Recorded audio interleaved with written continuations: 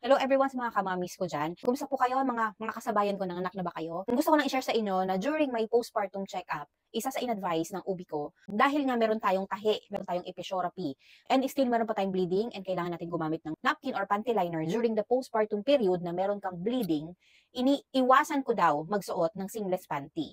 Bakit? Ang seamless panty or yung mga plastic or rubberized, sa ang texture niya is prone sa moisture environment, huwag ko daw suotin. Bakit? Kasi prone daw ako sa formation ng mga bacteria.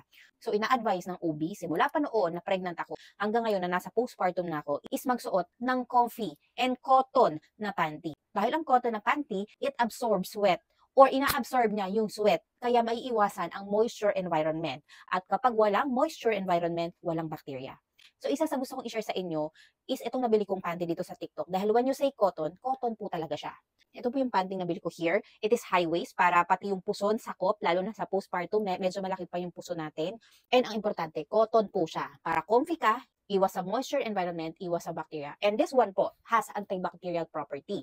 Dahil nga cotton siya, it absorb wetness or moisture or pawis. And since mayroon siyang antibacterial property, hindi ka kakabahan down there sa amoy. This one is very soft, kaya comfortable suotin, skin-friendly, and very stretchable. Ito pong size na napili ko is medium size. And tingnan nyo naman yung quality ng panty na to, ha? O, nakadoble po yung tahi. Ayan po yung tahi niya. Tingnan, tapos, ito yung punja na part. Ayan, cotton, kaya very comfortable talaga. And hindi ka talaga magsisisi kasi maganda yung tela.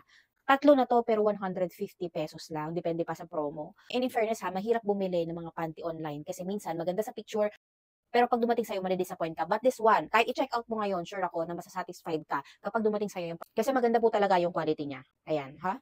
Marami silang different colors, pili ka na lang, depende sa mood mo. So, ano pa hinihintay mo sis? Ano pa hinihintay mo mami? Check out mo na rin itong panty na to kasi baka maubusan ka ng size na gusto mo. So, yun lang, bye!